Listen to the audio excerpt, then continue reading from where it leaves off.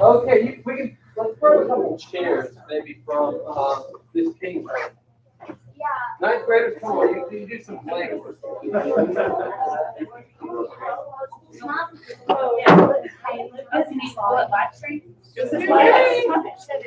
Oh, yeah. She's trying to FaceTime people right now, so yeah. There's a live stream and recording. Thank you.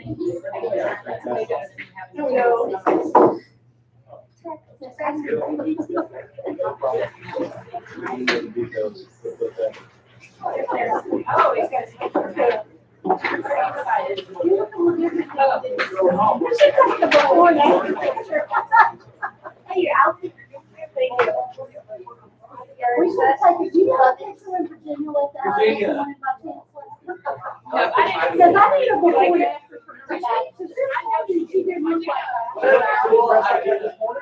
after.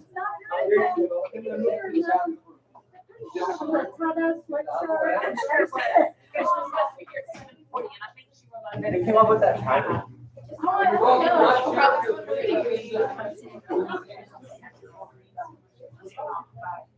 Thanks, Sebastian. We could have done this with the feedback. Okay.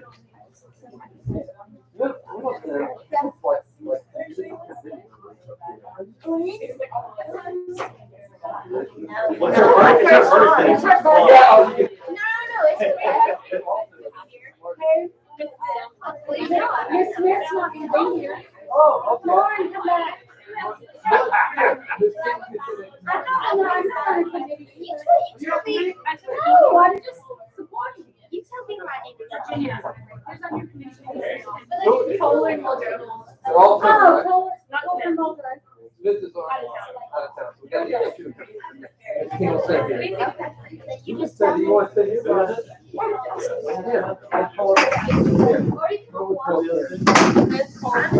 Got it. All right. Have you been to Try your fly.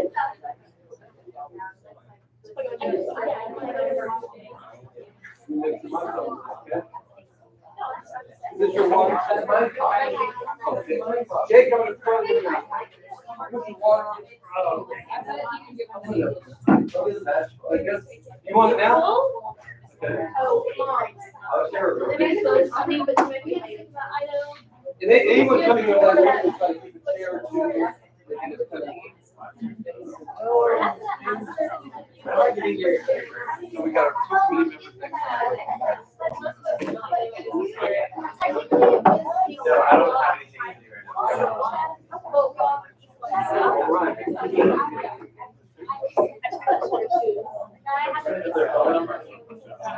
She went out. I don't know, she's fine. She's right now, she's in the running. She's in the I've been running for the best the whole year. Been in the running. You're in the game. Kate Martin, Presley Brown, and determined the Oh, they're not going to. Layla brought it pretty strong. Yeah. Mine. We're gonna give it one. You have some. Well, we got three. You do it. Why'd you call it? Making sure. I emailed them and they said, is he here? I should have sent Kennedy a message. Tell Kennedy, I'm sorry, I didn't respond back to her. I'm usually quick to respond. We're waiting on the committee members. Welcome, everyone, to day 10 out of 11 for Senior Honors Thesis Defenses. Two great presentations. Hopefully, we'll have our committee members here shortly. Always timely topics. This is the year, Ms. King, is it not? Oh, my goodness. Oh. Harrison? Are we on? Is that camera on right now? Kai has to bolt every day. Are we on? Yes. Okay, thank you. I think you are. Awesome. Oh, are they able to watch on? Are Yeah, they? Candy said she forget you. Oh, okay. Come on in here. One more way.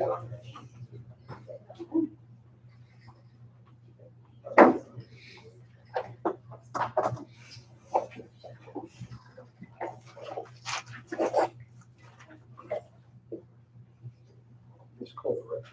You didn't. I checked. Okay. That's right. Awesome.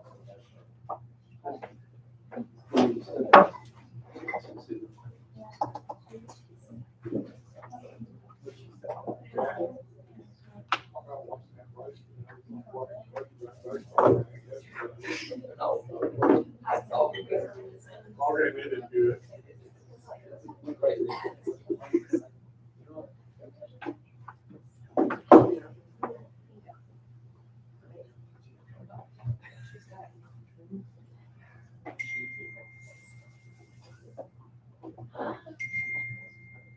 Oh.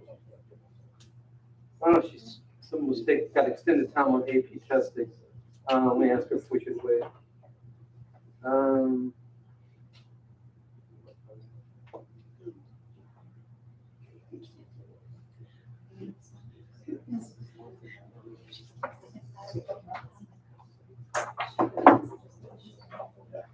Welcome to our 10th day of Senior Honor Thesis Defenses. We have two outstanding seniors, two of my favorites. Of course, Virginia is my third Caldwell. I mean, family, I think, is going to, they're shooting for the record soon. They're going for the 4P. Let's see if we can pull that off. I hope we can do it. Virginia and Jake today, very, very timely topics, looking at the polarization issue in America in a few minutes with Jake, and Virginia today looking at the alcohol abuse epidemic problem, you could even call it, amongst America's youth and young adults. So I think you will really, really enjoy this timely and informative presentation. Let's give it up for Virginia Caldwell.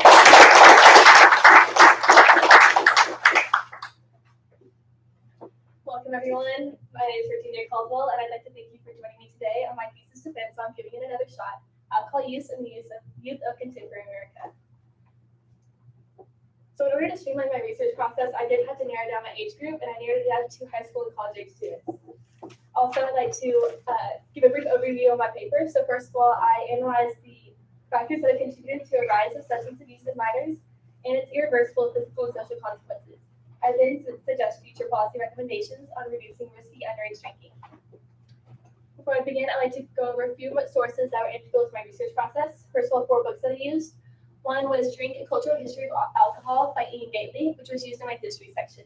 Teens Under the Influence by Catherine Ketchum and Nicholas Pace, which was used in my causes and effects chapters.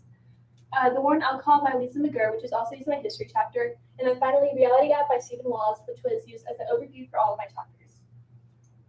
I also conducted multiple interviews throughout my process. I interviewed Peyton Woodruff, a therapist in the alcohol recovery industry, and Gary Campbell, who works at the Oasis Renewal Center. I also went to 2 AA meetings and conducted 2 interviews with recovered alcoholics. A few assorted sources I used were newspaper articles and different documents from government organizations such as the Department of Justice, National Institutes of Health, and Central for Disease Control and Prevention. To begin, I'd like to give a brief overview of alcohol use in the history of America. So first of all, since the early years of settlement, drinking has been a customary part of workday and celebration, a vital element of both politics and private life. Liquors formed a staple of daily diet and nourishment. The country has seen extreme trends swinging between binging and abstaining. After independence, the country implemented taxes on alcohol to make up the war recovery. Because of these taxes, a new illegal alcohol industry emerged. This featured moonshine, an old term for alcohol transported at night under moonlight to avoid detection.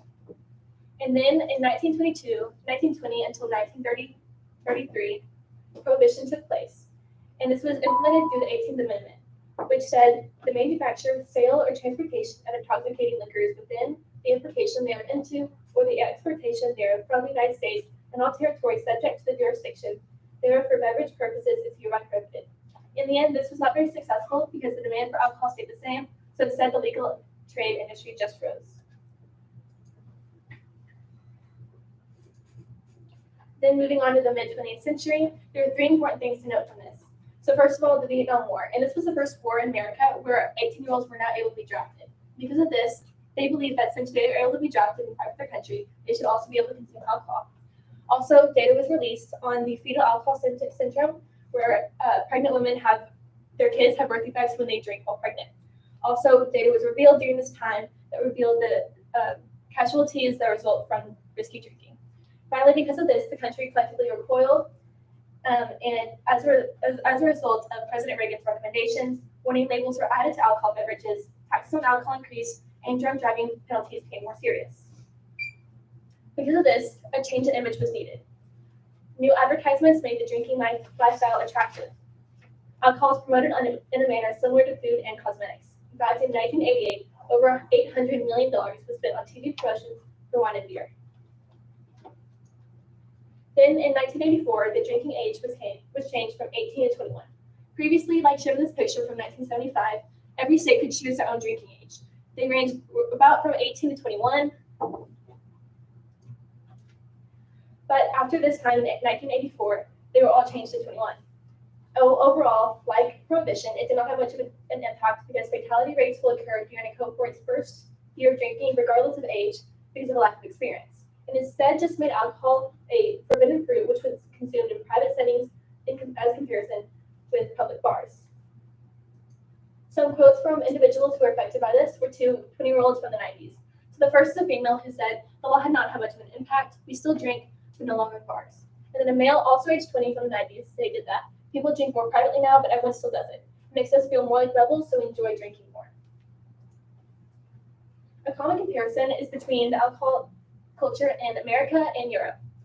While it's not a fair comparison to compare one country with an entire continent, there are certain trends we can see. So overall, we see that European drinking standards is more alcohol consumption, but less intoxication and fatalities.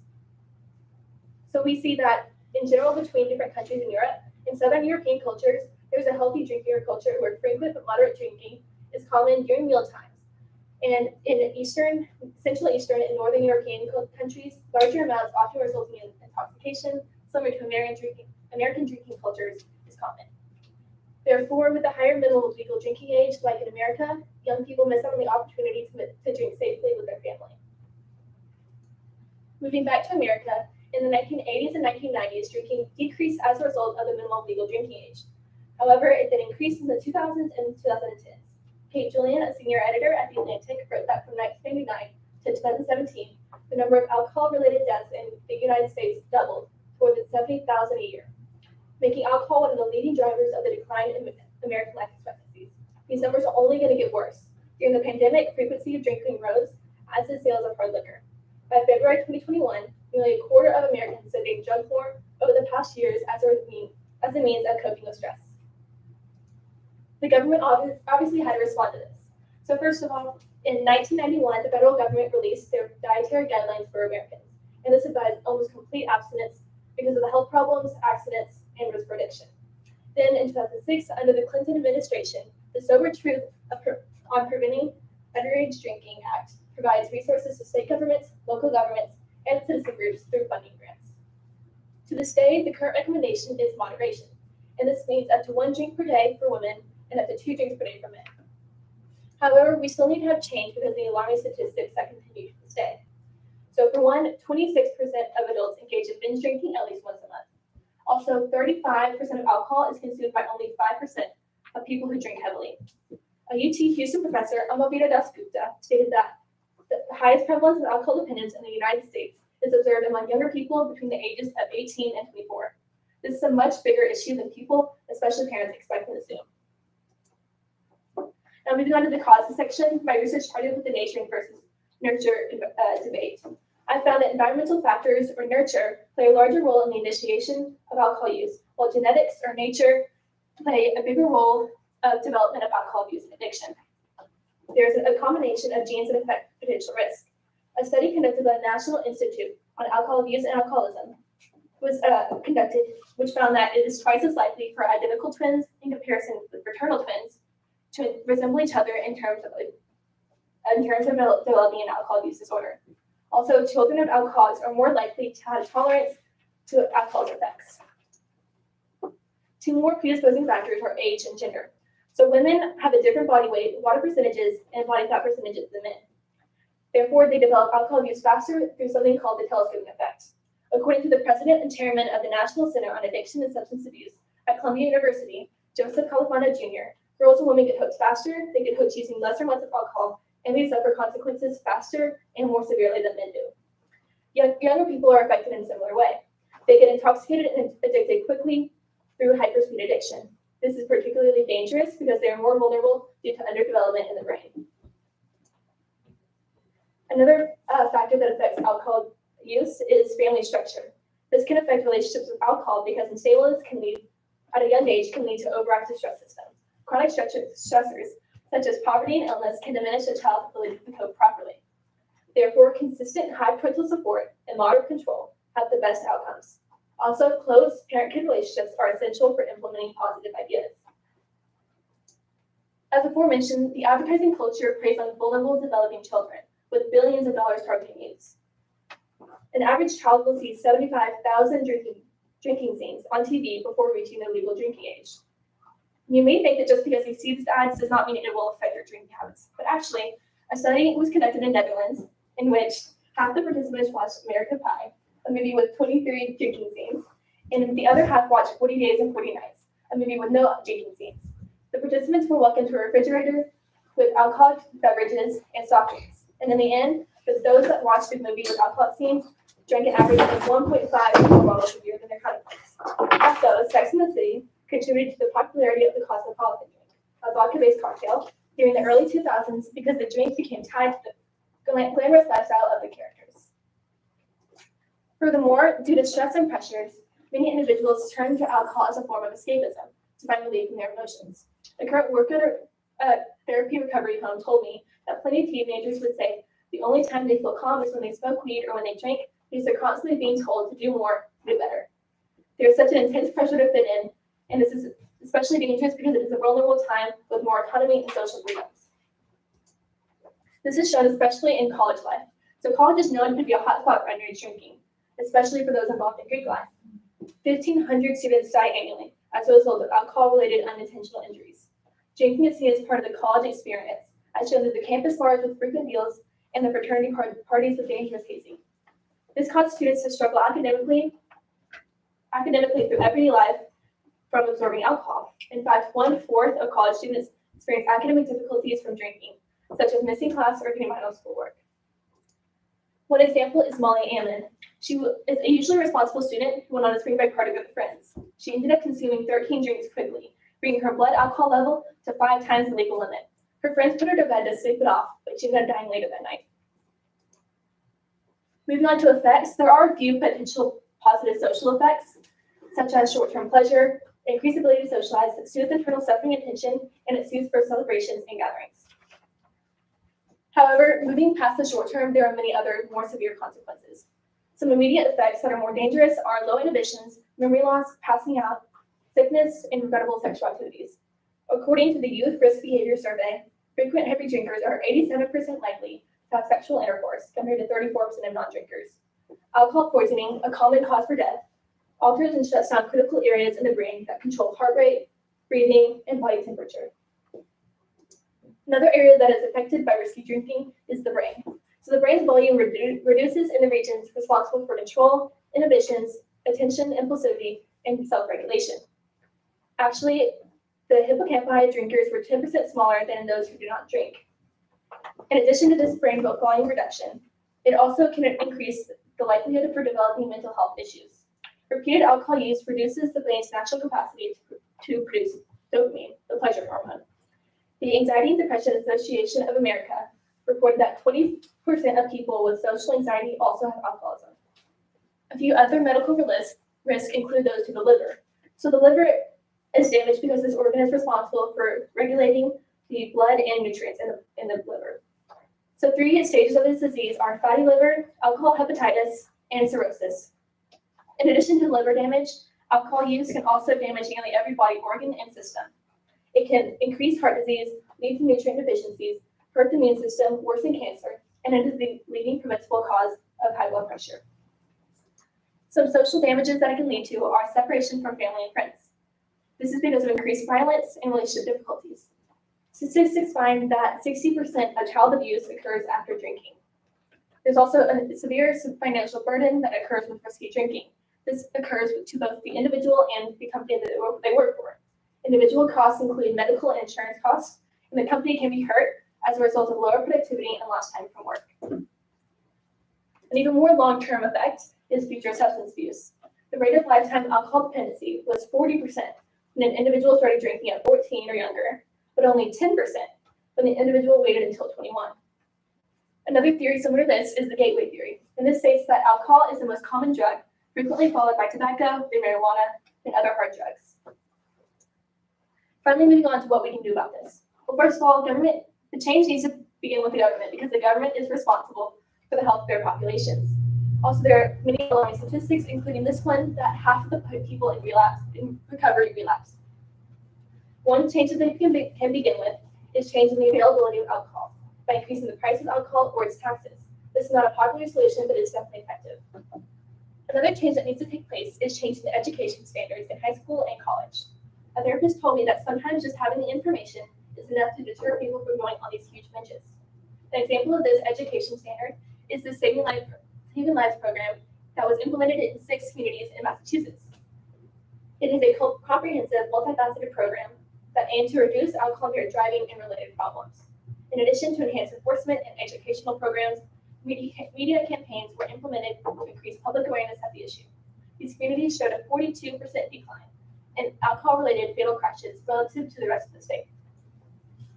Also, advertising state standards need to change.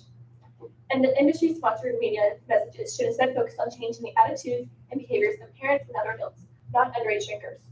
And to refrain from marketing practices that have substantial underage appeal, like the use of celebrities. Counter-advertising must be used to address the health risks and downsides of drinking. Furthermore, the government can require the car ignition breathalyzer as a low-cost method to prevent car injuries after DUI charges. This works by requiring a breath sample under a certain blood alcohol content before and during the drive, and this helps by gauging drunkenness because the individual cannot gauge while drinking.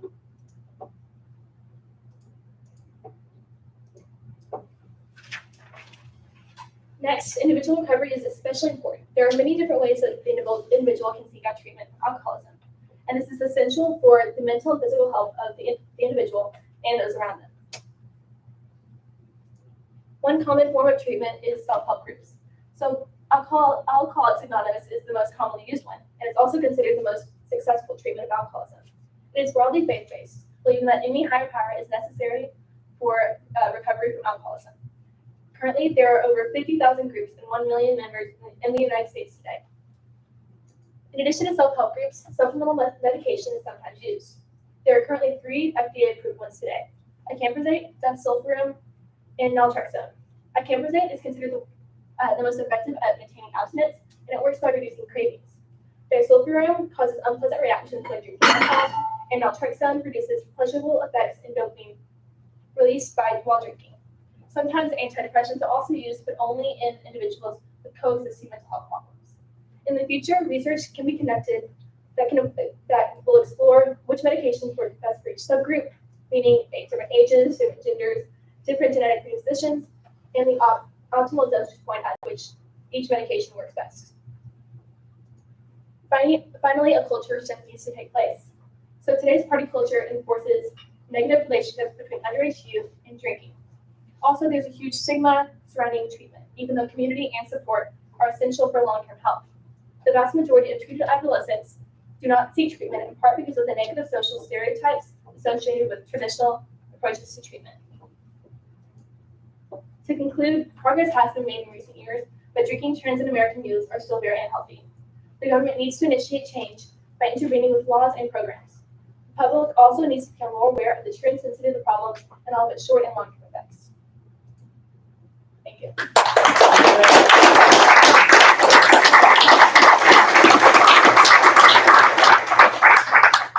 Why did you decide to limit it to the high school and college age group cohorts? Was that, do you feel that worked best for this project?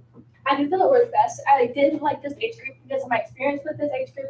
I'm in high school, and because of this has been the group that's been most affected by the change of drinking ages, such as when the drinking age was raised, college drinking habits were affected by that because there's still some individuals who are under the drinking age and some are above, which is difficult for colleges to regulate. Did you reach out, you mentioned briefly interest groups that have had monumental impact, such as Mothers Against Drunk Driving and such. Did you, any insight on the work that interest groups might have and even some of the future policy directions and such? Yes, well, these interest groups, like you mentioned, were the ones who did enforce the government, encourage the government to change the drinking age. And even to this day, they encourage more education standards and more they increase awareness of the issue, which is extremely important. In the future, they can increase that even more and even help enforce more community-based programs in some grassroots organizations. Help expand those. I have one or two more, but I'm going to turn it over to my committee members. Ms. Muldrow? Hey, great job, Virginia. Why did you choose this topic? Through the topic selection process, I looked in the list that topics had, and I narrowed them down based on which ones I was interested in. And I felt like it was a very timely issue and one that we experience all the time in high school, and especially going into college next year. Just having more awareness and education myself in this issue will help myself make good decisions and help others. Okay, and then to what extent did you consult your peers, and how open do you feel like they were? I did consult my peers in the editing groups process, but also, when discussing this issue, it was definitely it's definitely a controversial issue today because it is illegal for high school students to drink, but it is obviously common in high school and college age students. So I did consult students, but I feel like there's always been a certain barrier because of my research on this topic and the associations assumed because of my research. Okay, and then what surprised you the most in your research? Probably the statistics with how prevalent it is, the one about how common alcohol dependence is among the younger age groups in comparison with other ages. Because I knew that it was really common for binge drinking to occur in high school and college, but the fact that it's the most common form of drinking, and then once you get older, and also in comparison with other countries, how different that drinking culture changes when you change the age and the location. Mm-hmm. Okay, one last one. Bill talked about interest groups kind of advocating against drinking, but did you come across any research on lobbyists that are pro-alcohol and active in DC? There are definitely some who are pro-alcohol from the business standpoint of those from the alcohol industry, because it does not help them to have those kind of advertising methods and increase awareness of the dangers. Mm-hmm. So that perspective from the alcohol industry definitely has the perspective of someone who wants to increase drinking, but there's no one blatantly wanting to increase underage drinking because it is illegal, but there are implicit inferences that we can make from the steps they want to make in the future. In the advertising. Yes. Yeah, great job. Ms. King? Very good job, and I'm proud of you for conducting all of the interviews that you did. Your slideshow looked great. Over the past few years, there's been a pretty big rise in craft brewers and beers that now are going from 4% to 6%, 7%. Some craft beers even have 8 or 9% alcohol. Did you read anything where, any of these newer beers that are on the market, where they had impacts on young people drinking way more than they thought that they could because the ABV has gone up so much? Yes, it's partly in my research with American versus European, because in Europe they drink more wine and some other liquors who have a smaller percentage of alcohol content, and whereas Americans, and especially underage drinkers, drink more what are they called? The ones liquors with Alcohol by volume. yes, with a higher alcohol by volume. So that definitely affects it. And then with the increased, people are, I think a lot of people are unaware of the increases in the alcohol content. So they still think that a drink 30 years ago is the same as one today. Sure. I'm very sorry that I came in late, so I owe you a big apology. I'm sorry. And you're to not a the committee room. member, so you're No, just but- an active. But I just wanted to say, I'm sorry I stepped in late and commend you on an excellent presentation. So very good job. You did a really nice job with your slides and telling your facts and your story outside of the words on the slide. So good work out of you. I do have a question. You made several recommendations for legislation. So of all of those things, what do you think would be the most impactful? There's not a right or wrong. I believe that the most feasible solution in the future is changing the availability of alcohol, and this could be by limiting the number of distributors of alcohol, and by changing the prices of it. Because I found a research that also the economic group that an individual is in does not affect the amount of alcohol they drink. So even if we do raise this, it's likely that it will not affect a certain group as much or more than another group will. So I feel like changing the availability with prices and just the number of locations it's available at. You did great. She's relieved. Something I researched not too awfully long ago, and I know you did high school and college, but I've done some research a little bit on even middle school. And something I came across, and I wondered if you did too, at the lower that a student starts drinking, the more, the higher the risk of becoming an alcoholic as an adult. What did you find in that?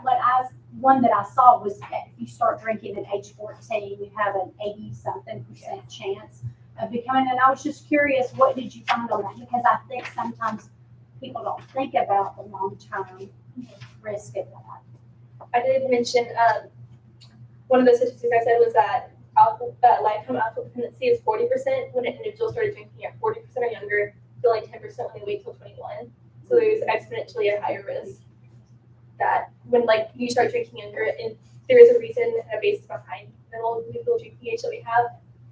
That's what I have. I love that you put in all the statistics and the information also about the development of the brain and how I think that was really good. Good job, thank you. One last question before we turn it over to the audience. The most fascinating part I thought of the entire project was the prevalence of binge drinking. I don't remember that being such a major issue 20 or 30 years ago, and it seems like it has really taken off. I know there was the one story from even locally from Lyon College and such.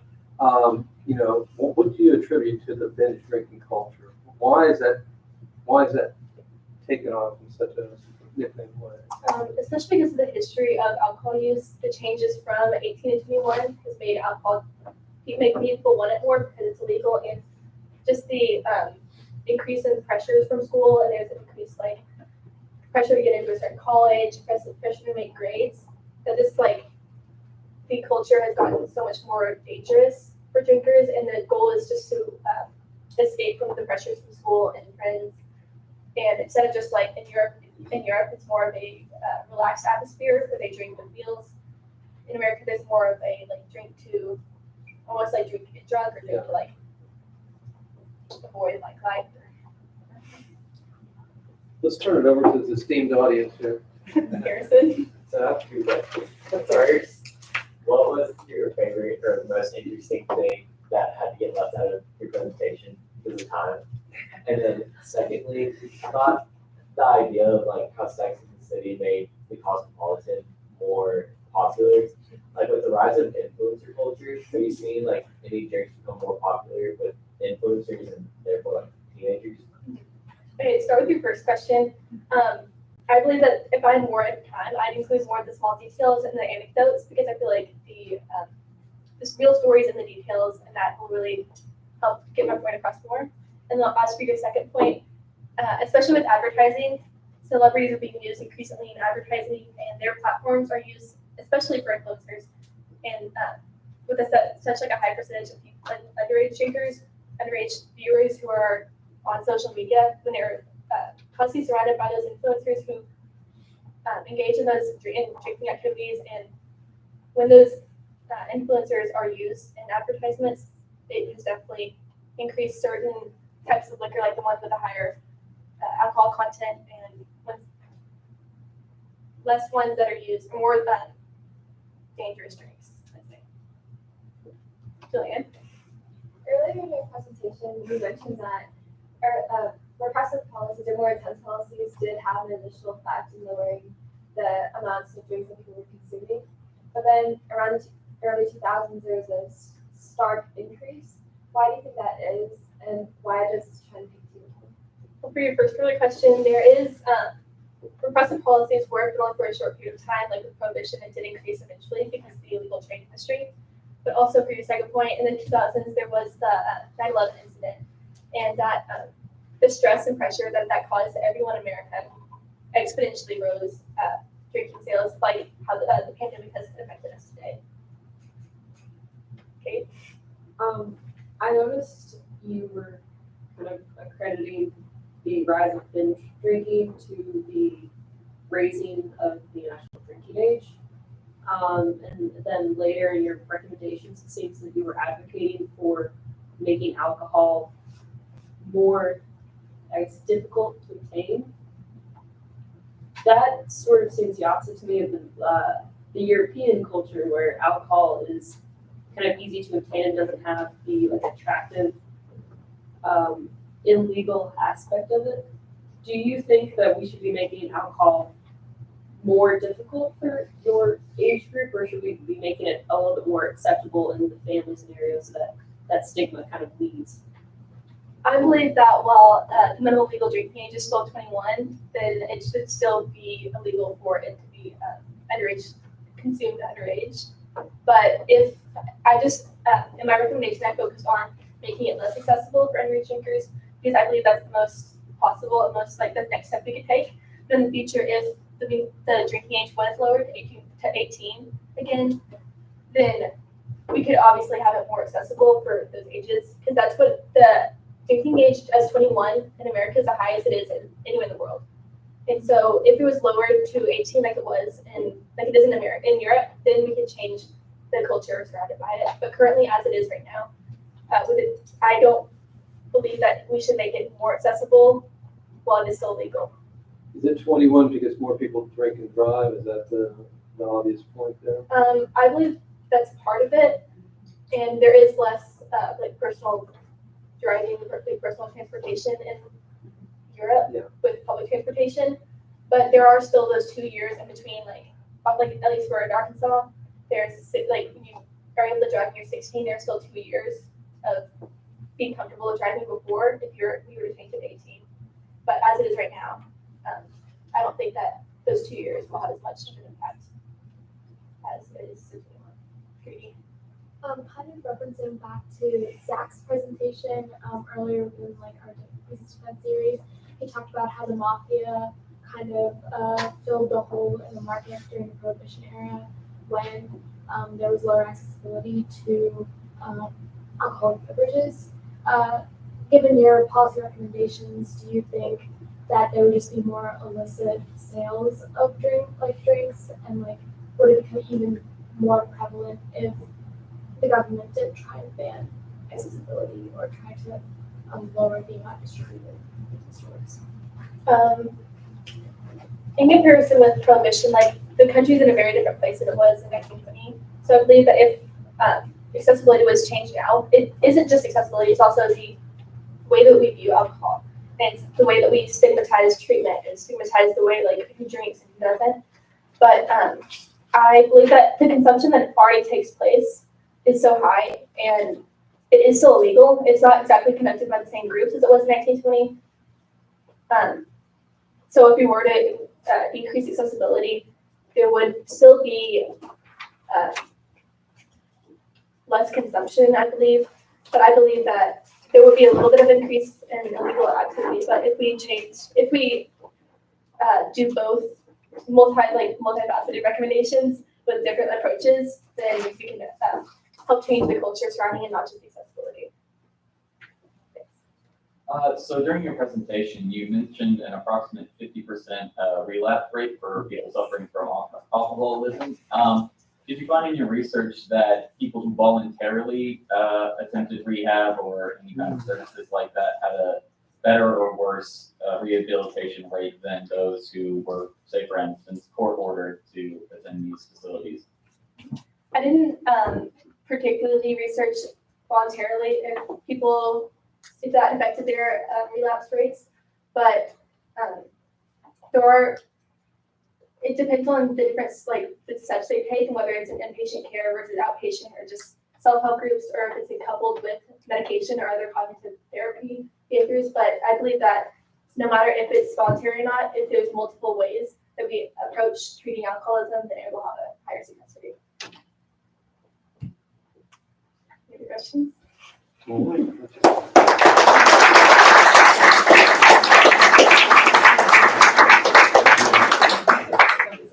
All right, committee member, let's get the first slide up. We'll get a committee member photo. We unfortunately, one committee member out of town, one is doing the AP testing, and it's running over, so.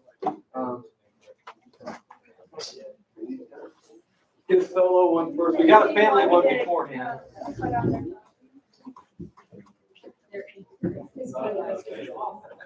Oh, thank you. Virginia. Yeah. Oh, my mom. I'll teach my mom. Congratulations.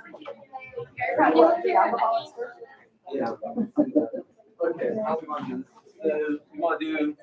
Whatever you want. Yeah. Now Although we you know. okay. Oh, Ready? you guys. Okay. Ready? All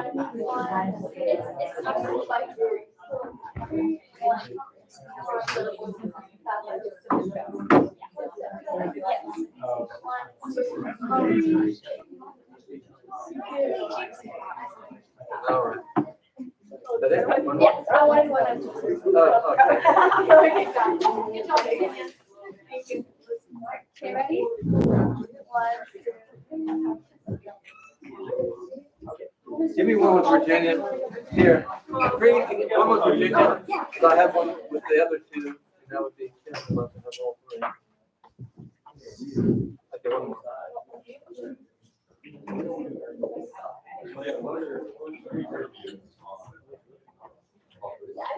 Oh, thanks, Reed. Good.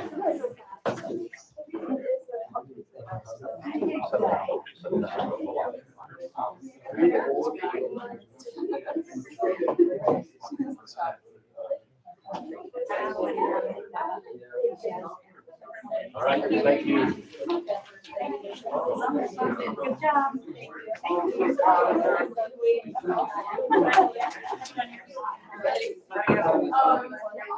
I'm also so.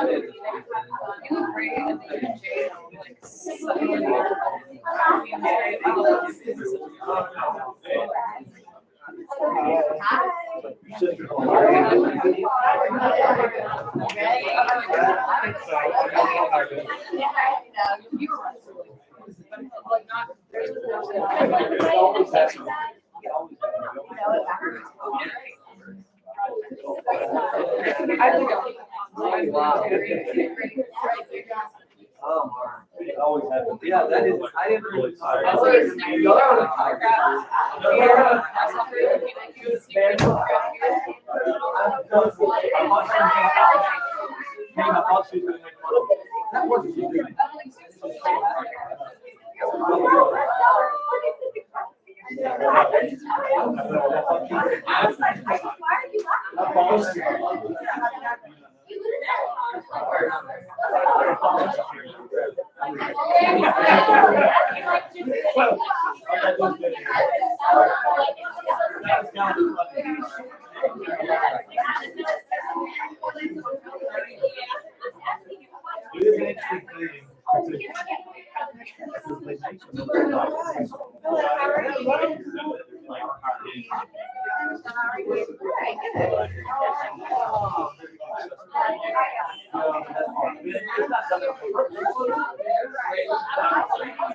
How are you? Ready?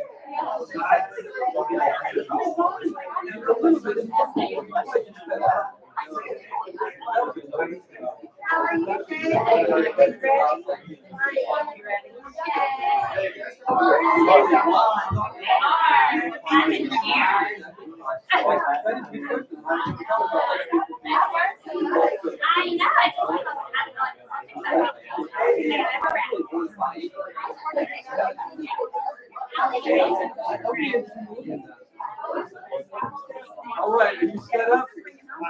Okay.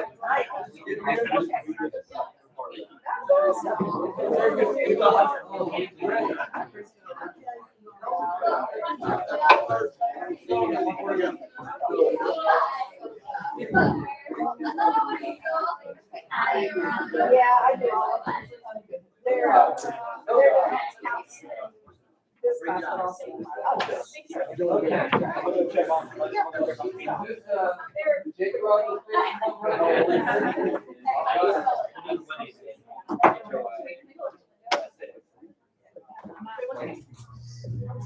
We got the thesis party coming up too.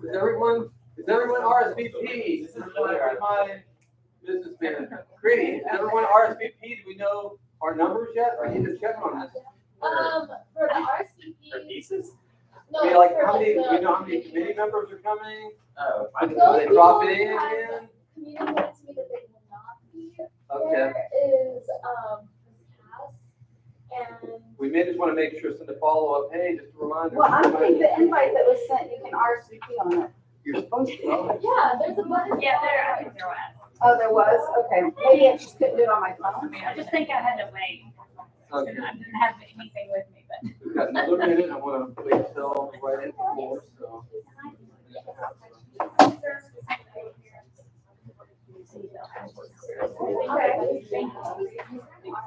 Can't quite get there yet.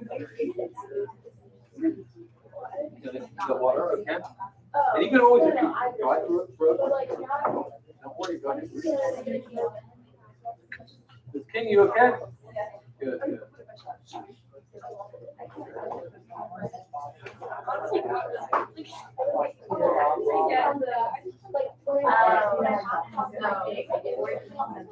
I'll look at that. Yeah. I don't know.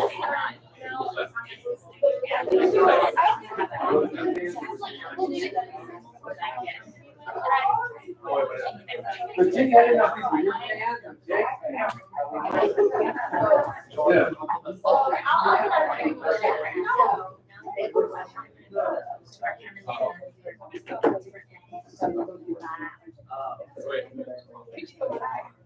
Your bag's in the back. Put it out of the way. Got one.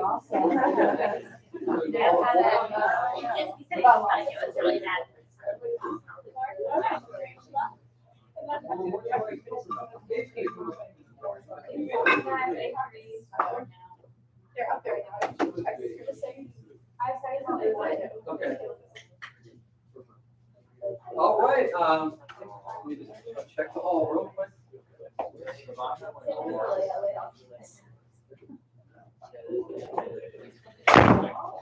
Welcome everyone to, again, day 10, our second event of the day, Jake Rogers. This is number 20 out of 22. We'll have a very impressive ending tomorrow with Presley Brown and Kate Martin defending on Tuesday. Again, it's been a very interesting project. We worked with Jake on this, political polarization, very, very timely topic. It's an engaging read, the thesis project was. Those of you, family members, committee members, and students, I think the books I'm going to be checking on them should be in probably in about a week from Friday, we're hoping. So anyways, again, I think what's been special about the class of 2022 is really how timely the topics have been. And I think they really make a difference when you pick a topic, and I think Jake is passionate about, a topic that's engaging and relevant to what's going on in our society today. So without further ado, let's give it up, Jake Rogers. Hi, my name is Jake Rogers, and I'm honored today to present to you my honors senior thesis, Understanding the Other, How American Political Polarization Leads to Declining Trust. To begin, some of my most important sources while researching for this project were Bowling Alone and The Upswing, both by Robert Putnam, Identity and Trust, both by Francis Fukuyama, Hate Inc. by Matt Taibbi, and Super Mad at Everything All the Time by Alison Douglas. I also used a multitude of articles from Foreign Affairs, the New York Times, Harvard Business Review, Foreign Policy, and The Atlantic. And finally, I was able to conduct an interview back in November with former White House press secretary and current Arkansas gubernatorial candidate, Sarah Huckabee Sanders. I'll begin with my first chapter, History of American Political Polarization. So the American Revolution was a time of unity as Americans were unified against the British. And soon after the founding of the nation was a time of harsh yet healthy polarization as the founding fathers debated the future and the founding policies of the new nation. To a certain extent, polarization in America was inevitable and even encouraged from the very start. The United States formed from a unification of 13 distinct and loosely related colonies, mainly unified by their resentment towards the British. And it's easily forgotten, Wayne Fields from Washington University says, how radical the concept of America is. From the very start, we're this conglomeration. The result of the War of 1812, the first major conflict after the Revolution that the United States participated in, was unified the Americans against Great Britain and Spain. The result of post-war nationalism and unity, the early 19th century's era of good feelings, restored unity and de-escalated tension between the political parties. The American Civil War period saw extreme polarization that led to the secession of the southern half of the nation.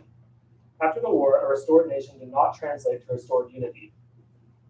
Polarization reached a new peak that had never been seen before in America during the Gilded Age toward the end of the 19th century. Polarization was so intense that political violence became common. And during this time, political parties were effectively run by the corrupt private sector elite who competed for influence in government. From here, the United States saw a long period of relatively steady political unity. The progressive era restored a calmer political culture as the polarization and unity cycle continued. While the nation generally continued on this track, the expansion of government power after the First World War slowed the trend during the Roaring Twenties.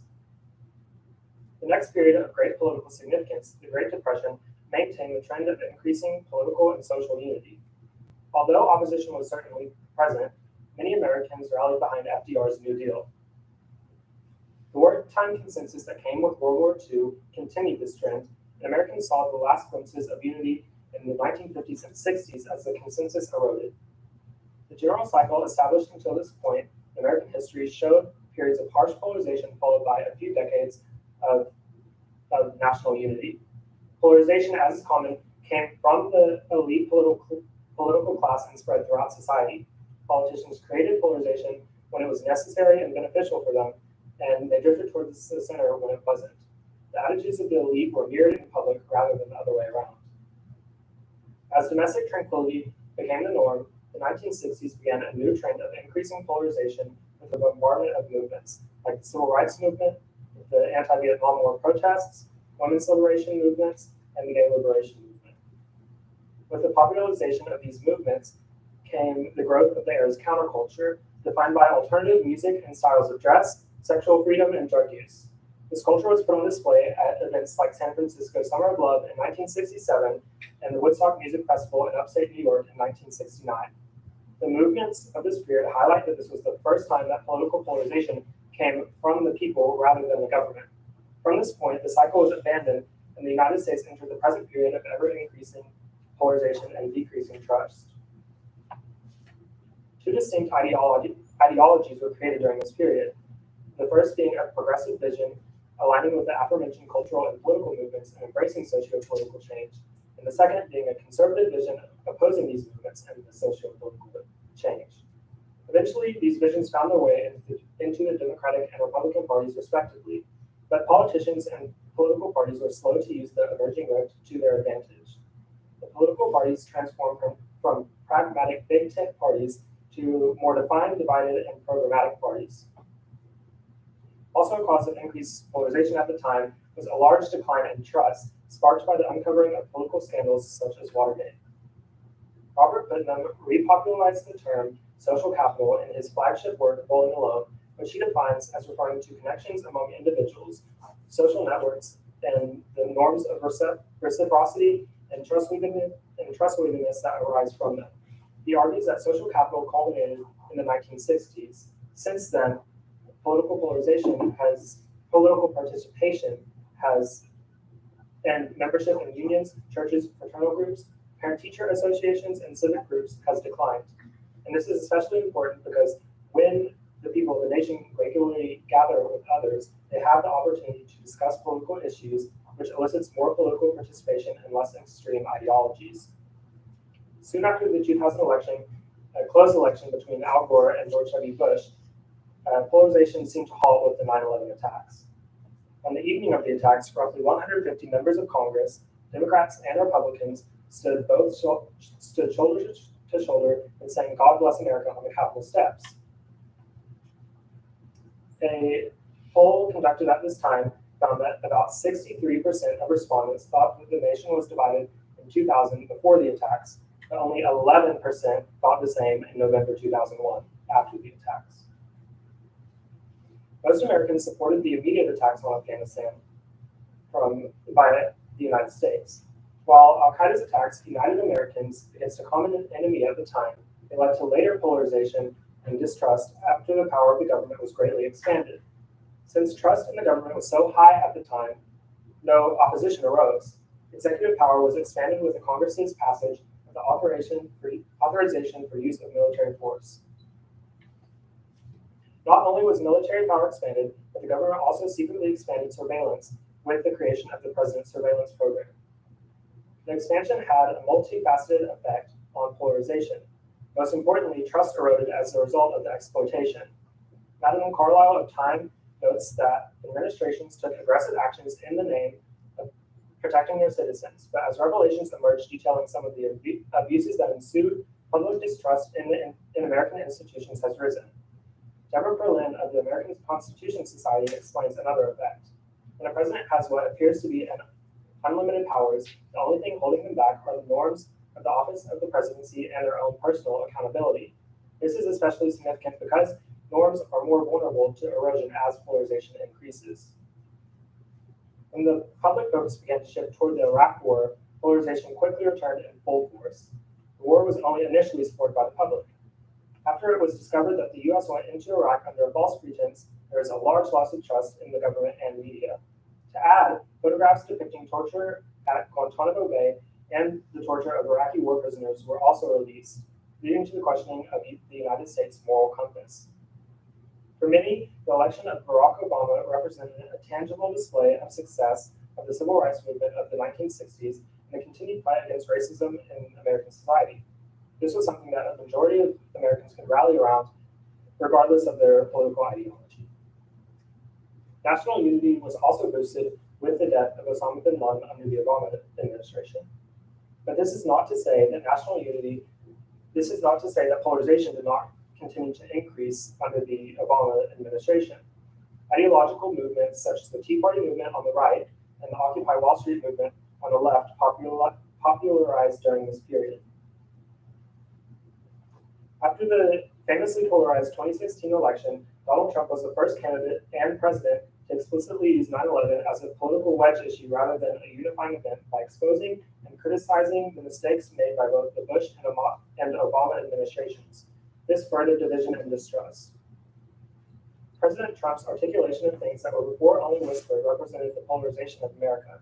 He was perceived as an outsider and a contrast to the establishment political class. Trump's election has been as much a result as polarization as it has been a contributor to it. America's focus soon shifted to race and culture wars as the 2020 election neared and George Floyd was killed. The extent of polarization surrounding the 2020 election, as evidenced by the widespread Black Lives Matter protests, some of which turned into riots, and the riot at the Capitol on January 6th, show that much has changed since the aforementioned unity immediately following 9/11. Even as recently as September 2021, two lawmakers of opposite parties, Georgia Representative Marjorie Taylor Greene, a Republican, and Michigan Representative Debbie Dingell, a Democrat, screamed at each other on the Capitol steps over abortion and civility. These last few images juxtaposed with the image of Congress, the earlier image of Congress singing together after 9/11 on those same Capitol steps, paint a dim picture of today's reality, as well as a missed opportunity for a reversal of the polarization trend after 9/11. A CBS News poll from January 2021 finds that more than 50% of Americans believe that other Americans are the greatest threat to the nation. Now, to discuss my second chapter, Modern Contributors to Polarization. The segmentation of Americans by the news industry was first widely seen by the ideological distinction between local and large city newspapers. Because the audience of large city newspapers was skewed to the ideological left, coverage from these centralized news organizations skewed left as well. Local newspapers were read by more by those on the right in less urban areas that were more concerned with local issues, so these organizations tended to this ideology. Independence in journalism remained the norm into the 20th century era of television, as large broadcast corporations attracted the most viewers this way. During a time when only a handful of channels were broadcast, the competition to amass the most viewers meant appealing to the most people possible. Thus, the news departments of these corporations largely presented facts without pandering to any ideology. When cable television was introduced, the number of channels expanded greatly. CNN was the only name in cable news from its establishment in 1980 until 1996, when MSNBC, an ideologically similar organization, was launched. During this time, the idea that large news organizations were skewed left resurfaced.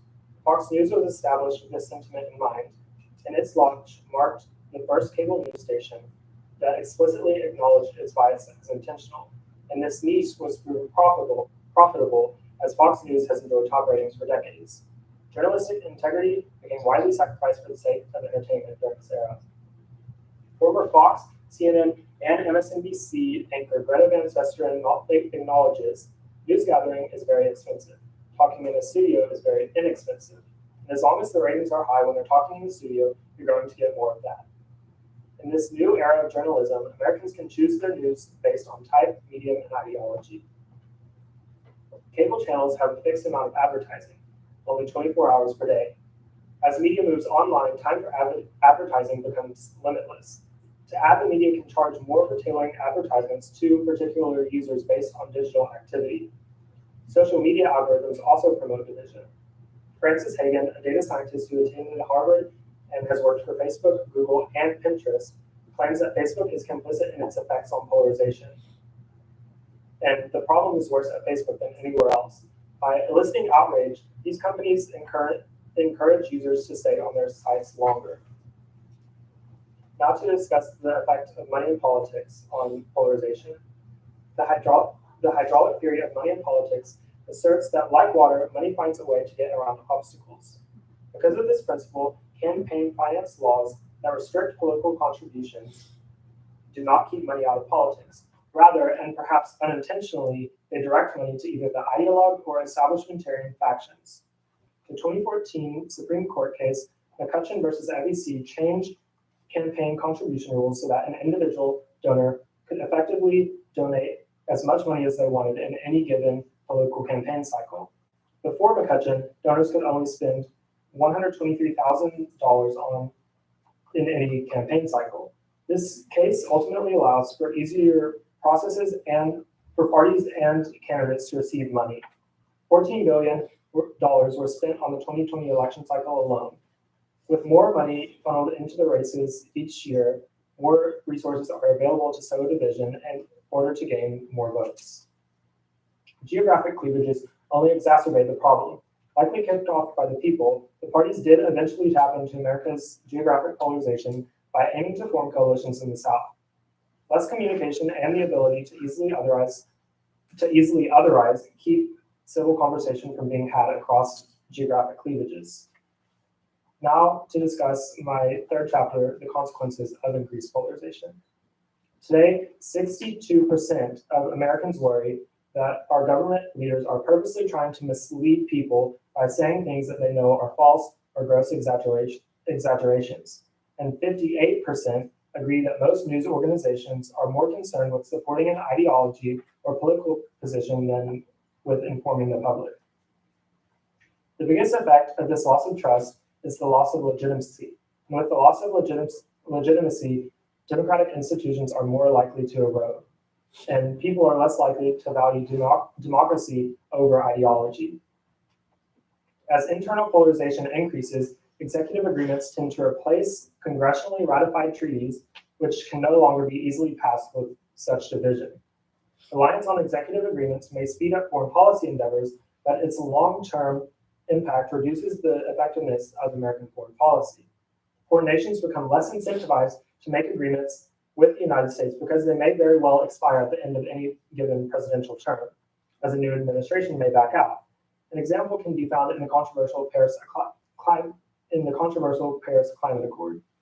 The United States joined this accord at its creation under President Barack Obama, pulled out under Trump, and rejoined under Joe Biden. The rest of the world is bound to see this pattern and wonder if it will translate to agreements that have more immediate effects, like peace agreements and alliances. Despite its rightful popularity, democracy has negative aspects, especially in the area of foreign policy. One of these aspects is the slow movement of government. While this may be an advantage in domestic politics, as policies can be debated and refined extensively, the presence of robust debate in slow-moving institutions allows for adversaries with authoritarian models of government to move at a quicker pace. Polarization only intensifies this problem. For example, as China aims to expand its influence and surpass the United States to become the global hegemon, the United States may be unable to keep up with the fast pace of the Chinese Communist Party, which does not allow for significant dissent and can easily and swiftly enact any policy. Now for my final chapter, my recommendation section. Election reform to ensure integrity must be prioritized. With so many Americans having little faith in the validity of the outcomes of elections today, more common sense voting processes should be emphasized. These processes must ensure integrity while still allowing everyone who can vote to do so easily. Many arguments over voter suppression go against the will of the American people. For example, 80% of Americans believe in voter identification at the polls. However, many assert that requiring voter identification is a form of voter suppression. Common sense reform should be supported by a majority of Americans. Some institutional and electoral changes could also reduce the effects of partisan sorting. Some states, like Maine and Alaska, have begun to implement ranked choice voting, a system in which the primary of all candidates is held to pick the top 4 candidates that will appear on the general ballot. Then voters rank the 4 candidates based on preference. This process is designed to elect candidates that are supported by more voters, as it promotes candidates that appeal to more people and thus play into partisan animosity less. Although this style of voting creates meritable concerns like confusion for voters and more expensive elections, it should definitely be a process that is examined more closely. Social media itself also requires reform in order to break the cycle of polarization. It has become a breeding ground for divisiveness, partly due to the behind-the-screen effect of social media, and also partly due to purposeful algorithms that generate hostility. Politicians in both parties have begun to outspokenly argue for breaking up big tech companies, albeit for slightly different reasons on either side. The main argument is that doing so will create competition, and in turn, Americans will have more power as consumers to choose which platforms they use. With more competition, social media and other tech companies will not be able to attract users while purposely stoking division, pushing political agendas, censoring political speech, or selling users' private data. If social capital can begin to be restored, segmentation can be stifled more easily. As individuals become more isolated, their political views tend to become more extreme, and they can easily otherize ideological opponents. Revitalizing social capital can begin with increasing the outreach of organizations like churches, charity and volunteer organizations, women's and men's organizations, and organized social groups. Social capital can be revitalized over time through getting the younger generation more involved in their community. This can be done through school community partnerships, required community service for students, the emphasis of two-parent, single-income households that encourage economic prosperity and more rich social connections, and the creation of more charter schools that have the freedom to create communities and outreach efforts. Reducing social media use among youth will also generate more face-to-face connections that are vital to social capital. Thank you.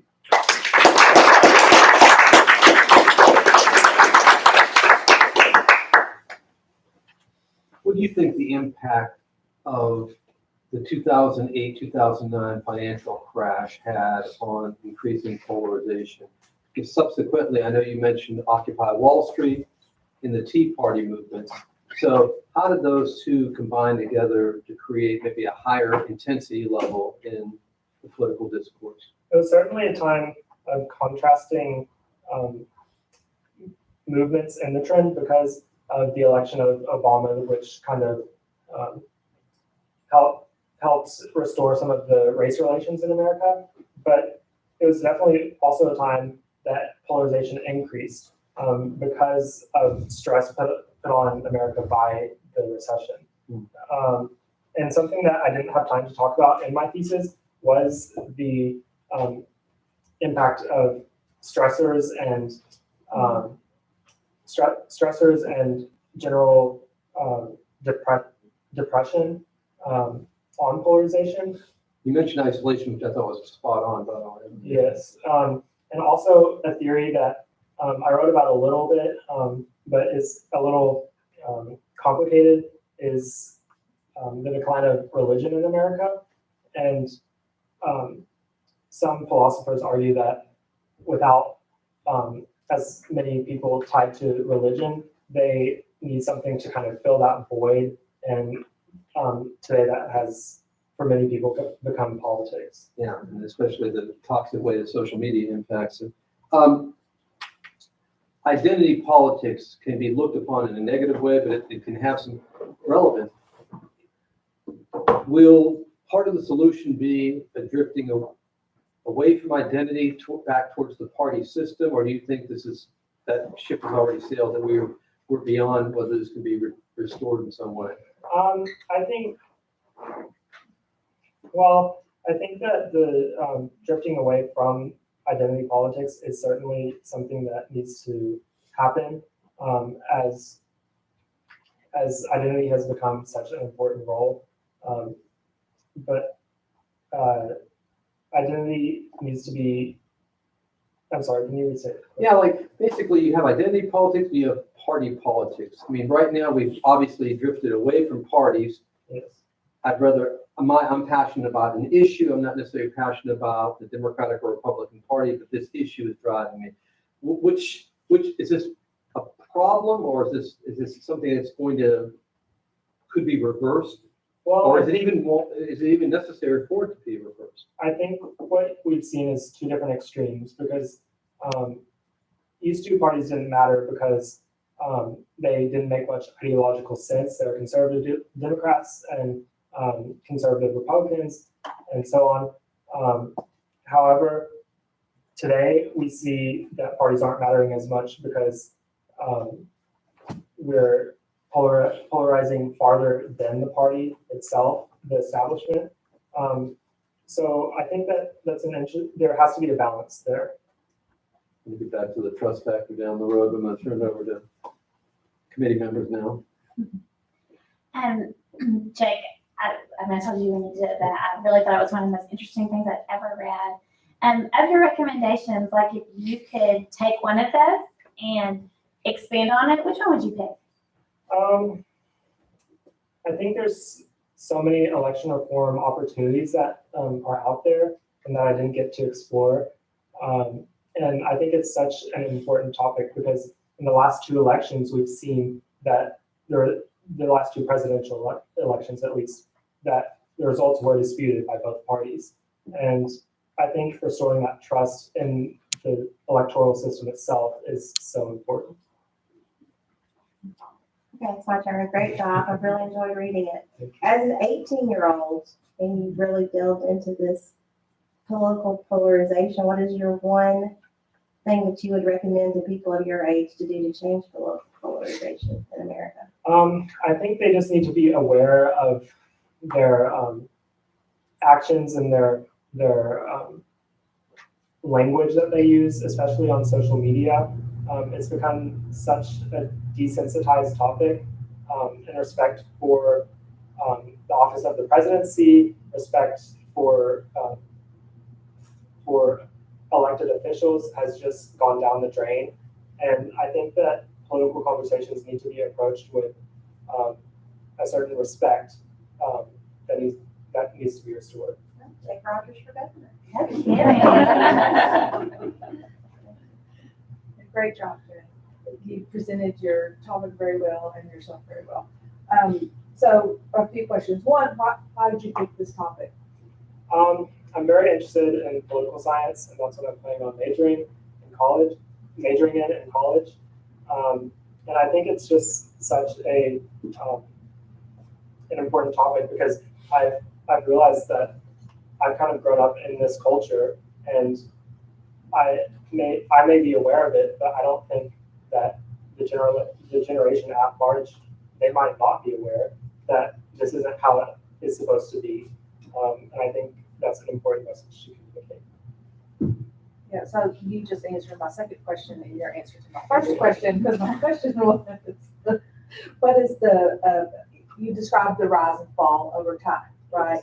And so what is the main common thread throughout? So you just touched on that, if you want to expand. I think the common thread is, I think, the loss of trust, because trust is so important. There's new factors that have contributed to the modern polarization that has never really been seen before, like online, being an online presence, and but I just think that lack of trust and its relation to polarization is still there throughout history and today. Great job. I'd like to echo, you did a wonderful job. I'm proud of you.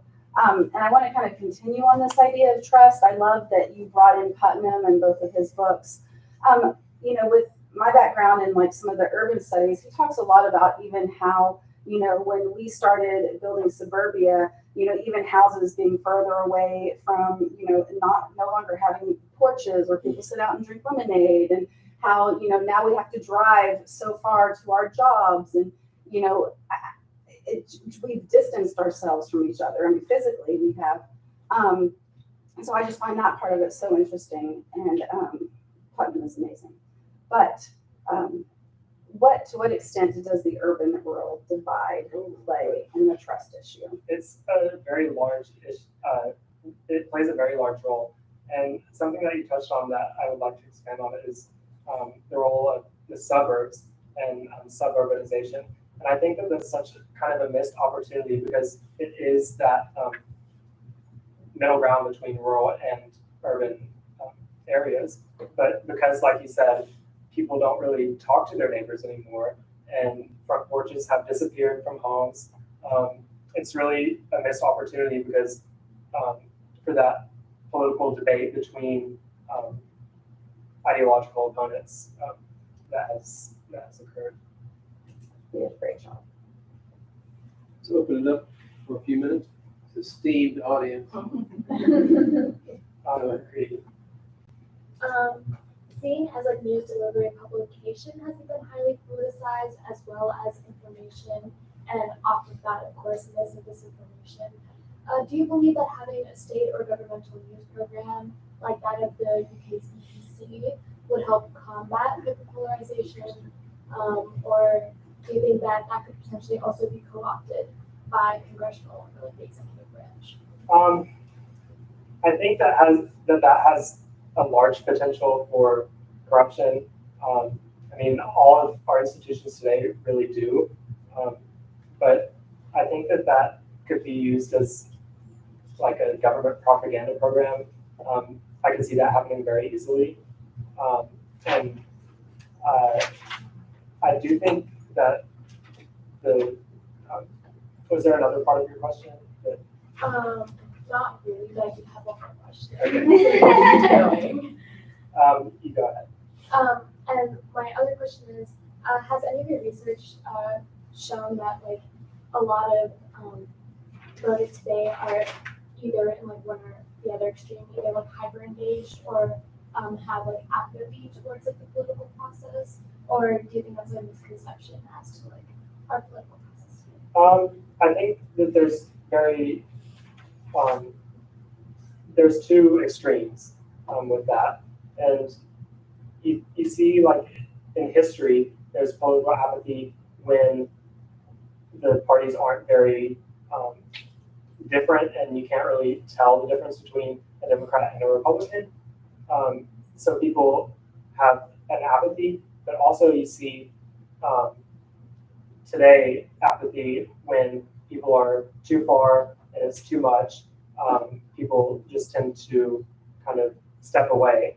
But I think overall, most people fall for this kind of trap that really our elite has been setting up for us, and they are hyper engaged. Julia. How do you think political polarization in America compares to that of other countries? And do you think it's more that we have so much more political polarization than other countries, or is it that it's just more out in the open because of the rights that we have? That's a very good question. I think there's a quote that I put, I think it was at the beginning of one of my chapters, that talks about how no other country in the world has experienced this amount of polarization for this long and still been stable. And I think that there is, to an extent, it's exacerbated by how open our rights are here. And China, for example, has less rights, and so there is polarization there, but it's very suppressed and unable to be viewed by the rest of the world. So I think that's something that is very important. Harrison. So I have two questions. First, what was your favorite or most interesting thing that had to be left out of your presentation because of time? And then secondly, after the election of Obama in 2008, a lot of people like to say that we're like in a post-racial society. And then I think 2020 kind of proved that hypothesis wrong. Did you study anything about racial polarization and how that related to politics? I'll answer your second question first, so you might have to remind me of the first one. Okay. I didn't study race relations as much as I would have liked to. I think that that's such an important topic in polarization, and if I had more time, I would definitely study that more. But I do think that, as you said, after 2008, it's such, maybe it was false hope, but I think it was such a missed opportunity, like after 9/11, for a restoration of race relations in America. Second question was, the first part was, what is the thing that you found the most interesting or most important thing that had to be left out of your presentation because of time? okay. I did have to cut out, I talked about corporate activism and CEO activism. I think that was something that really showed how politics has seeped into every aspect of society. Used to, corporations would really only donate to causes and put out statements supporting policies that affected them, but now they're drifting into that social sphere, partly due to pressure, because as they keep doing it, they're expected to more, and also just out of the fear of being called out for not speaking out. Sorry, I thought of one more question. Do you think there's any way to coalesce like the digital and social media world with the creation of like social capital that like Putnam talks about? Do you think that there could be any moves to make social media a safe and available this like medium to just like have with the sports? It's a very social media is a very interesting role, has a very interesting role because it can be used to create social capital, but it can also provide a false sense of social capital as people talk to people all day online, but they may not really, it really doesn't provide that same connection.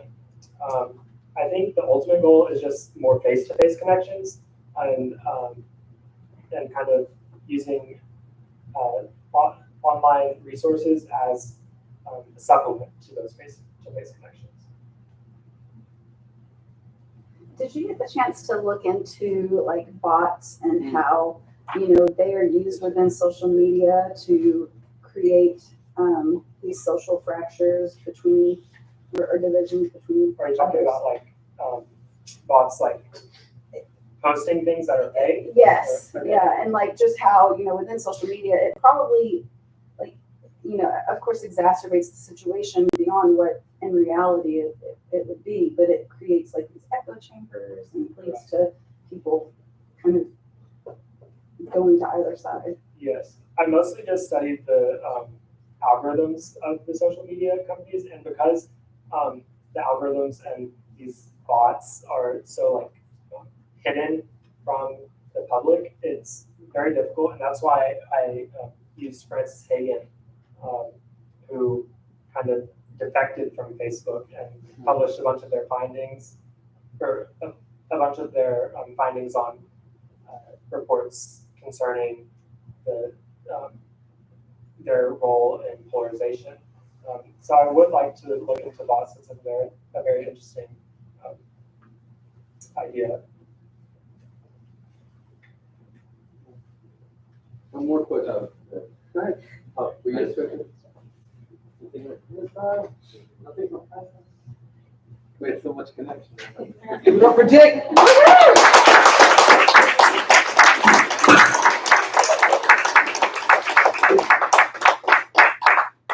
Committee, come on, let's get our photo off here. It's time to shine. Fix your hair. Let's do get it going. Committee always know what to do right away. It's decontextualized. What would I do without you, Trudy? Let's see what happens next year. Okay, who we missing? We gotta do. Are we blocking anything? We got it all? No, we got it all. Yeah. You wanna go first? Go for it. Okay, ready? 3, 2, 1. 3, 2, 1. Wonderful. And right up here, 1, 2, 3.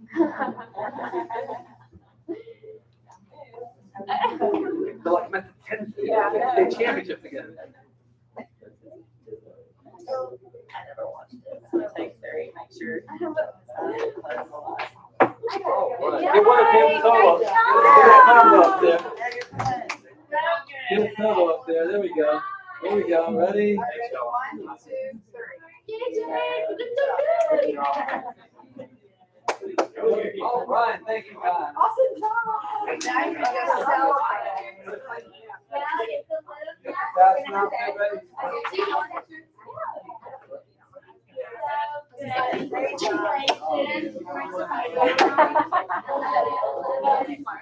Good question. Great job, kid. Yay! Really enjoyed reading it.